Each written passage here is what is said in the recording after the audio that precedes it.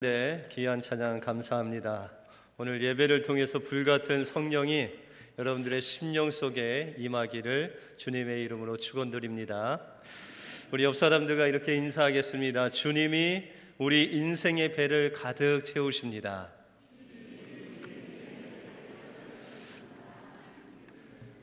우리 주님께서 오늘 예배를 통해서 말씀으로 또 축복으로 여러분들의 인생의 배를 채워주시기를 원합니다. C.S. 루이스의 순전한 기독교에 보시면은 이런 이야기가 나옵니다.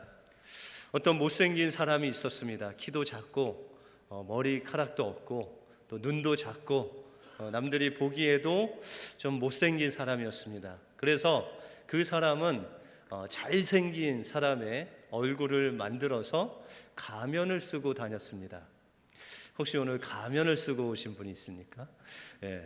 그런데 10년 동안 이 사람이 가면을 썼는데 10년 후에 그 가면을 쓰려고 보니 자기 얼굴이 그 잘생긴 사람의 얼굴로 변화되어 있었다는 것입니다. 위장을 하려고 했는데 그 얼굴이 현실로 되어진 것입니다. 이 C.S. 루이스는 이것을 복음의 본질과 연결해서 설명을 합니다. 복음은 실상은 그렇지 않은데 그렇다고 간주하는 것이 믿음이다라는 것입니다. 별로 친하지 않은데 친한 척 하다 보니 사람과 친해지고, 내가 기쁨이 없는데 기쁜 척 하느라고 기뻐했더니 정말 우리의 마음속이 기쁨이 넘치는 일들이 일어나게 되었다는 것입니다. 윌리엄 제이스는 이와 같은 취지로 이렇게 이야기를 합니다. 행복하기 때문에 웃는 것이 아니라 웃기 때문에 행복해진다라고 그렇게 이야기를 합니다. 여러분들, 1살도 되지 않는 갓난 아이가 있는데 그 엄마가 그 아이에게 무엇 이야기하면 알아들을까요? 듣지 못할까요? 그 영어는 다 알아듣겠지만 심령은 알아듣지 못합니다. 그런데 엄마는 그 아이를 보고 늘 이야기를 하죠. 너 우유 많이 먹었니? 배부르니? 기분 좋니? 이렇게 묻습니다. 근데 또 아이가 가끔 고개를 끄덕거리거나 하면은 기뻐서 더 말을 걸죠. 그럼에도 불구하고 그 아이는 엄마의 말을 잘 알아듣지 못합니다. 그런데 아이가 알아듣는 것 같이 그렇게 몇 개월 하다 보면 어느샌가 아이의 말문이 터져서 엄마의 말을 듣는 것뿐만 아니라 또 말을 하게 되는 아이의 모습을 우리가 볼 수 있다는 것입니다. 하나님께서 우리에게 주신 이 믿음이라는 것은 우리의 인식이 변화되는 것입니다. 복음의 시각은 현재의 모습이 아니라 변화된 우리의 모습을 바라보는 것입니다. 하나님께서 우리에게 말씀하신 그 변화된 모습을 향해서 현재는 그렇지 않지만 그것을 향해서 달려가는 것이 하나님께서 우리에게 주신 믿음의 본질이라는 것입니다.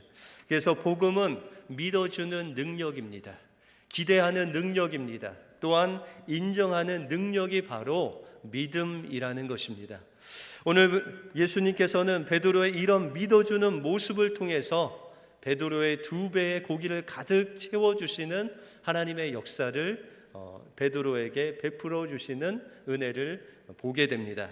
이런 베드로가 체험한 주님의 능력을 체험하려면 어떻게 해야 되는지를 오늘 본문을 통해서 살펴보겠습니다. 먼저 우리의 인생의 2배를 가득 채우려면 우리의 인생의 한계를 느껴야 된다는 것입니다. 이 베드로와 그 동역자와 어부들은 어렸을 때부터 고기 잡는데 손목이 아주 굵은 그런 사람들이었습니다. 그래서 그의 아버지가 어부고 할아버지가 어부고 심지어는 그 3대째 위에 증조 할아버지도 어부인 사람들이 있었습니다. 이렇게 대대로 어부인 사람들이 이제 고기를 잡는데 그 사람들은 눈 감고 그물을 던져도 고기를 잡는 고기의 베테랑들입니다. 여러분들은 다른 사람보다 아주 잘할 수 있는 게 있으십니까? 혹시 여러분들 볼링 치실 줄 아세요? 예, 한 90년대 초반에 이 볼링이 되게 유행했는데 여러분들 볼링 선수하고 볼링에서 이기실 수 있는 분이 계세요? 예, 혹시 뭐 볼링 선수가 좀 실수를 해서 혹시나 질 수는 있어도 웬만하면은 이 볼링 선수하고 하면은 안 됩니다. 그리고 여러분들 달리기 잘하세요? 100m 한 12초에 뭐 달리시는 분 있으세요? 간혹 있으실 수도 있는데 여러분들 육상 선수하고 달리면 어떻게 될까요? 아무리 12초를 달려도 선수한테는 안 됩니다. 여러분들 어머니 되시는 분들은 요리를 잘 하시잖아요, 그렇죠? 그런데 여러분들 딸이나 며느리가 여러분들 요리 실력을 따라잡으려면 얼마나 걸릴까요? 평생아도 따라올까 말까 하시죠, 그죠? 여러분들 나름대로 선수들한테는 우리가 신용을 해도 그렇게 따라잡기가 어렵다는 것입니다. 이 베드로도 그물을 던지고 고기 잡는 데에는 세상에 누구한테 내놔도 그렇게 버금가지 않는 그런 아주 고기 잡는 데 선수였다는 것입니다. 그런데 오늘따라 웬일인지 이 고기를 밤새도록 잡았음에도 불구하고 한 마리조차 잡지 못하는 베드로의 모습을 볼 수 있다는 것입니다. 오늘 5절에 보시면 시몬이 베드로 대답하여 가로되 선생이여 우리들이 밤이 맞도록 수고를 하였으되 얻은 것이 없지만은 이라고 말하고 있습니다. 밤새도록 수고했다는 것입니다. 그물을 수십 번 던졌다는 것입니다. 그럼에도 불구하고 고기 하나 그렇게 잡히지 않았다는 것입니다. 내 실력을 믿고 내 경험을 믿고 내 손끝의 감각을 믿고 던진 그물이 오늘따라 한 마리도 낚지 못하는 그런 실패를, 인간의 한계를 맛보고 있을 그때에 하나님께서 우리를 찾아오신다는 것입니다. 2절에 보시면 호숫가에 두 배가 있는 것을 보시니 어부들은 배에서 나와서 그물을 씻는지라 라고 말씀하고 있습니다. 예수님께서 이 실패와 인간의 한계를 느끼고 있는 베드로와 그 동업자들이 이제 새벽 내내 고기를 잡다가 못 잡아서 배를 강가에다가 놓고 그물을 아주 씻고 있는데 주님께서 그 모습을 보시고 찾아오신다는 거예요. 여러분들 그런 날 있지 않습니까?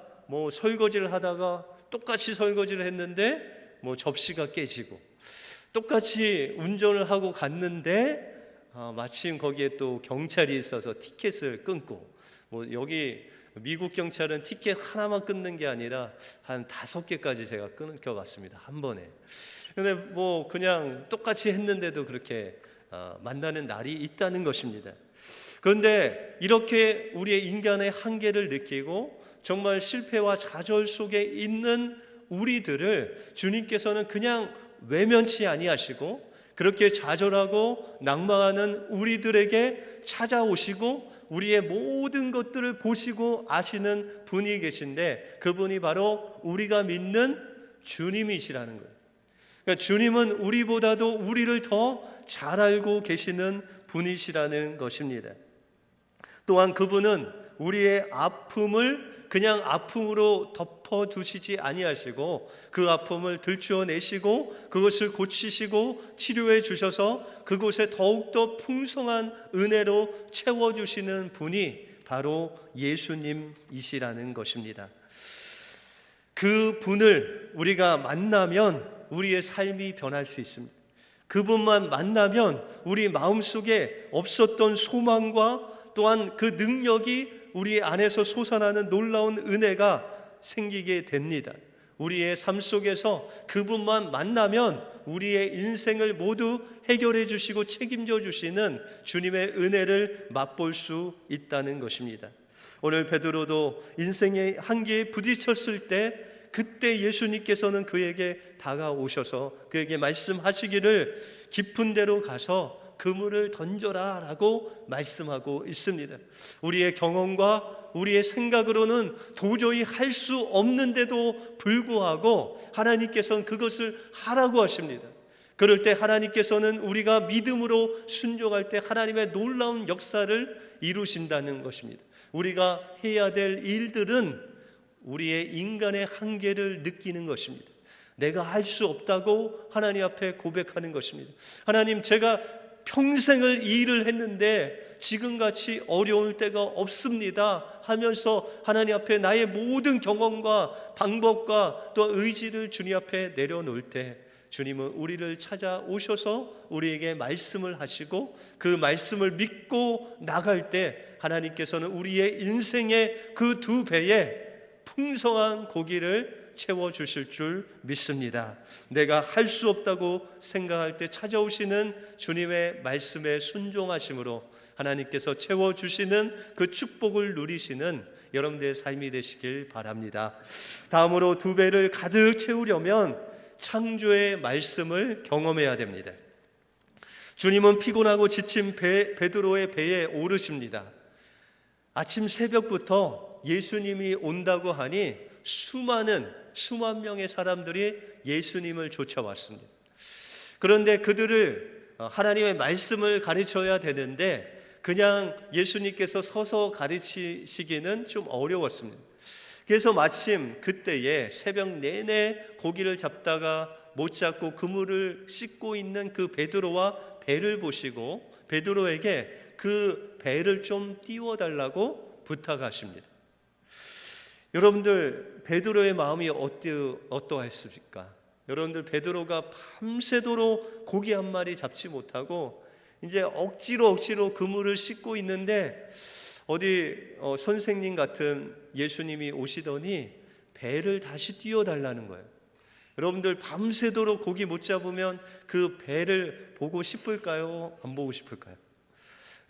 보기도 싫은 그 배에 예수님께서 타시고 그렇게 한 조금 있다가 내리실 줄 알았는데 새벽 기운도 가시고 이제 만연한 아침이 되어버린 그때까지 하나님의 말씀을 막 전하는 것입니다. 여러분들, 새벽에 타셔서 이제 아침 해가 중천에 이르기까지 말씀을 전하셨으면 한 몇 시간이나 말씀을 전하셨을까요? 제가 생각하기로는 한 2-3시간 정도 말씀을 전하신 것 같아요. 베드로의 마음속에는 선생님이 새벽에 이 배를 띄워서 쓰시는데 저에게 하루 품삯이라도 주시겠어요? 아침도 못 드신 것 같은데 그냥 빨리 가시죠 라고 하는 그 마음을 베드로가 가졌을 것 같습니다. 그런데 예수님께서는 그 말씀을 다 전하시고 나신 다음에 이 베드로에게 딱 3마디를 말씀하십니다. 여러분들, 4절에 보시면 깊은 데로 가서 그물을 내려 고기를 잡으라라고 말씀하고 있습니다. 가서 물고기에게 그물을 내려서 그 고기를 잡으라, 이 3마디를 주님께서 하시는 것입니다. 여러분들, 삼위일체 되신 하나님께서, 예수님 또한 하나님과 성령님, 이 삼위일체 하나님께서 천지를 창조하실 때, 특별히 빛이나 하늘이나 이런 것들을 창조하실 때 어떻게 창조하셨습니까? 몇 마디 하셨습니까? 빛을 창조하실 때 빛이 있으라라고 말씀하셨습니다. 궁창아 있으라라고 말씀하셨다는 것입니다. 물과 물이 나눠지라라고 하시면서 말씀하실 때 하늘과 또한 바다와 땅이 갈라지는 놀라운 역사가 일어났다는 것입니다. 오늘 주님께서 베드로에게 하신 이 3마디 말씀, 너희가 가서 내리고 잡으라라고 하신 이 3마디 말씀이 바로 빛을 창조하시고 하늘을 창조하실 때의 그 창조의 말씀으로 베드로에게 말씀하셨다는 것입니다. 그 말씀을 들었을 때 베드로는 그 말씀에 믿어주는 척하면서 순종할 때 하나님의 놀라운 역사가 일어났다는 것입니다. 여러분들, 요새 남자들이 말이 좀 많으시죠?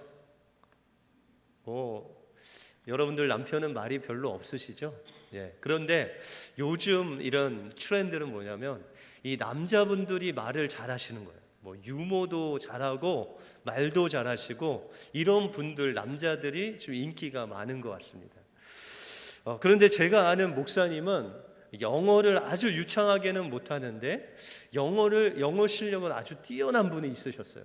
그래서 그가 저에게 이제 경험을 이야기하시는데, 그가 군대에서 있었는데 갑자기 미군이 와서 통역할 사람이 필요하다고 얘기를 했다고 합니다.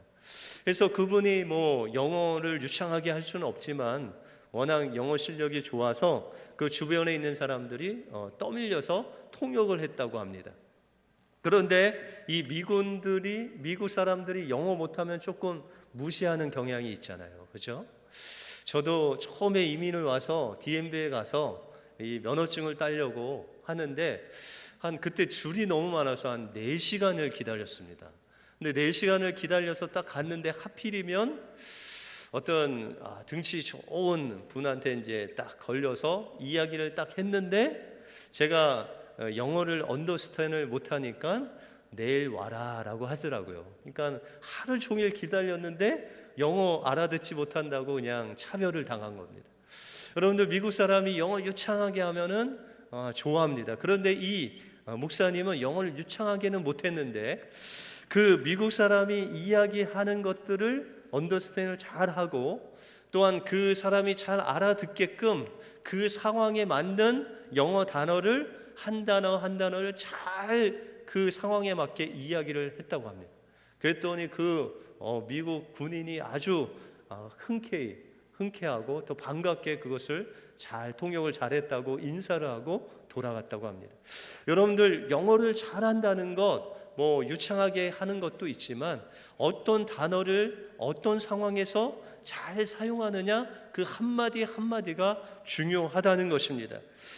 우리의 말에는 능력이 없습니다. 그러나 하나님께서 말씀하시기를 복음은 하나님의 능력이라고 했고, 하나님 말씀은 살아서 운동력 있는 강력한 하나님의 말씀이라고 말씀해 주셨다는 것입니다. 주님께서 이렇게 세 마디로 베드로에게 말씀하실 때 베드로가 대답하되, 5절에 보시면 시몬이 대답하여 가로되 선생이여 우리들이 밤이 맞도록 수고를 하였으되 얻은 것이 없지만은 말씀에 의지하여 내가 그물을 내리리다 라고 말씀하고 있습니다. 그는 순종할 수 없는 상황에서 순종하겠다는 것입니다.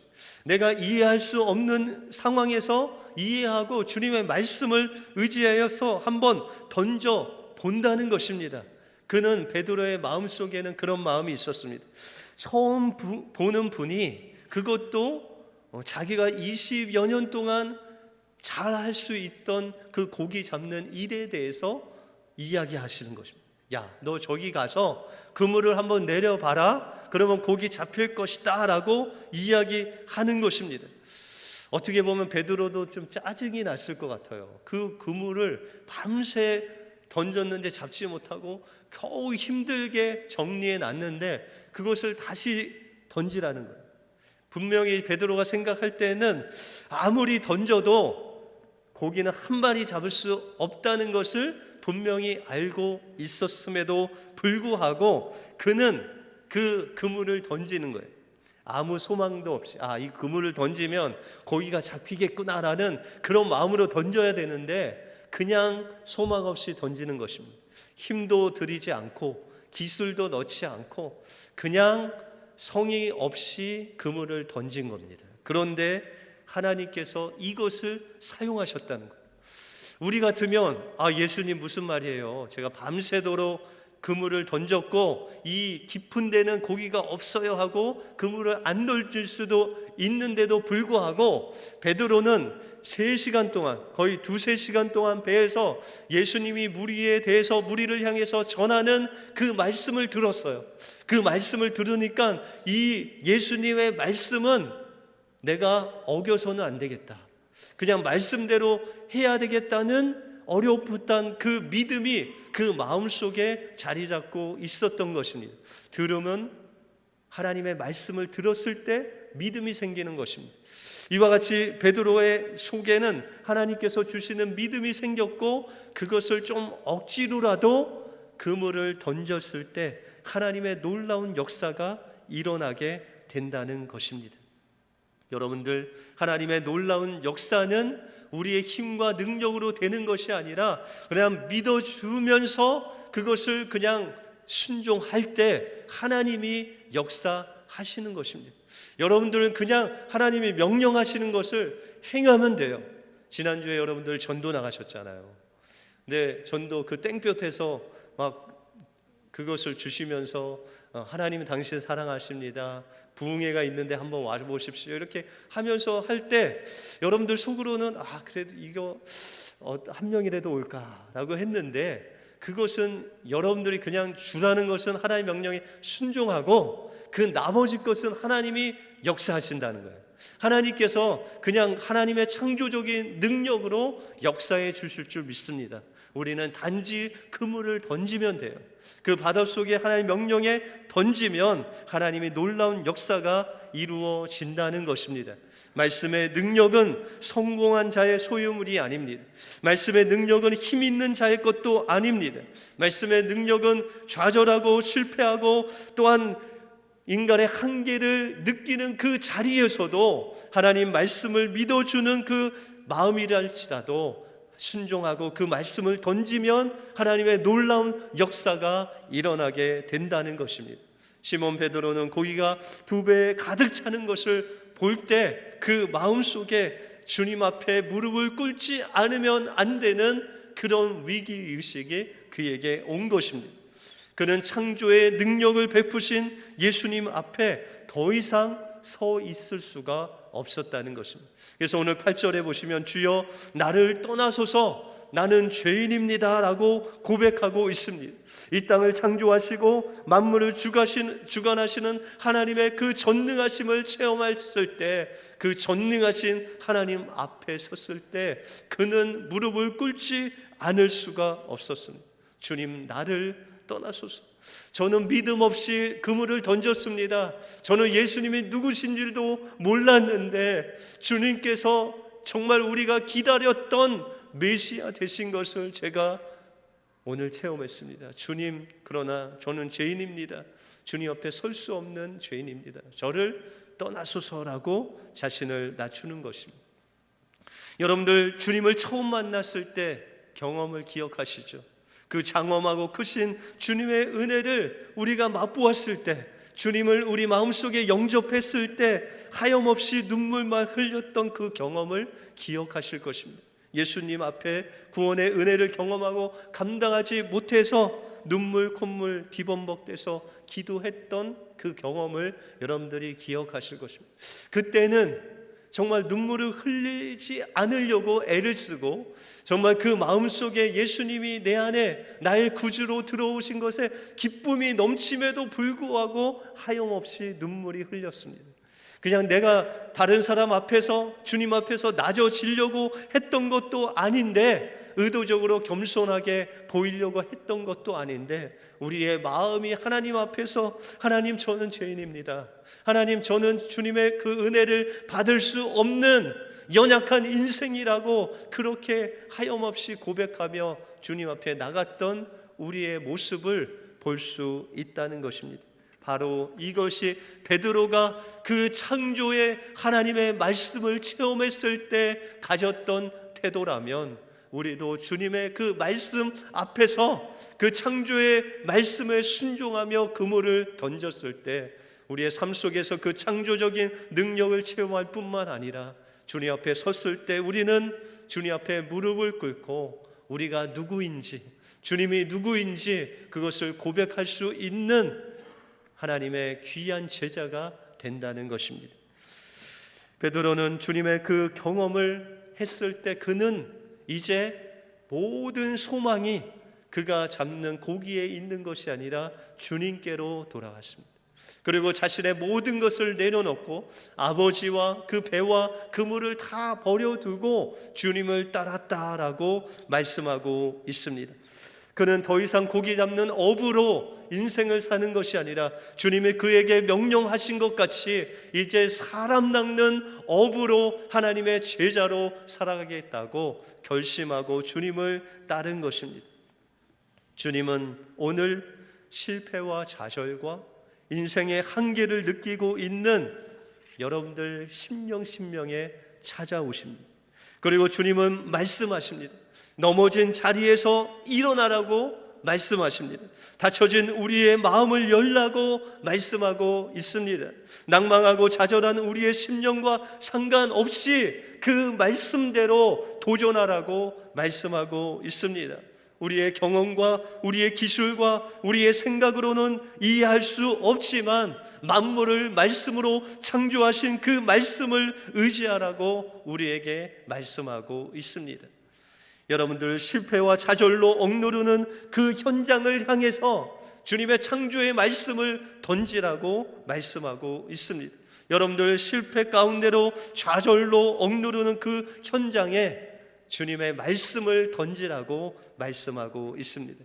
그럴 때 우리가 하나님의 말씀을 그 좌절의 자리로 던지며 믿음으로 나갈 때 그 실패와 좌절의 현장이 아니라 그 자리는 하나님의 역사의 현장으로, 축복의 현장으로, 또한 믿음의 현장으로 변화될 것입니다.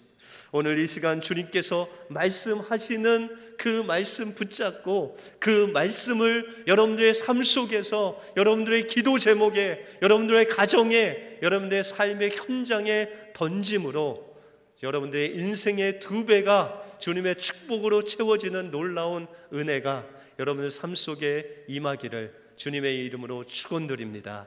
기도하겠습니다. 하나님 감사합니다. 낭망하고 좌절하고 인생의 한계를 체험할 수밖에 없는 우리의 삶의 현장에 주님은 그것을 보시고 외면치 아니하시고 찾아오셔서 우리에게 말씀하여 주실 뿐만 아니라 그 삶의 현장에 창조의 말씀을 던지라고 명령해 주신 주님께 감사를 드립니다. 오늘 주님께서 우리에게 말씀하신 그 말씀을 우리의 삶의 기도 제목에 던지게 하여 주셔서 하나님의 창조적인 말씀의 능력을 체험하는 우리 은혜교회 모든 성도들 될 수 있도록 인도하여 주시옵소서. 그리하여 우리의 인생의 2배에 하나님의 은혜와 축복이 가득 차는 놀라운 역사를 경험하게 하여 주셔서 내가 누구인지, 하나님이 누구인지, 나의 삶을 어떻게 하나님께 드려야 되는지를 분명히 알고 주님을 따라가는 하나님의 귀한 제자들 되게 하여 주시옵소서. 모든 것 주님께 감사드리오며 예수 그리스도 이름으로 기도하옵나이다. 아멘.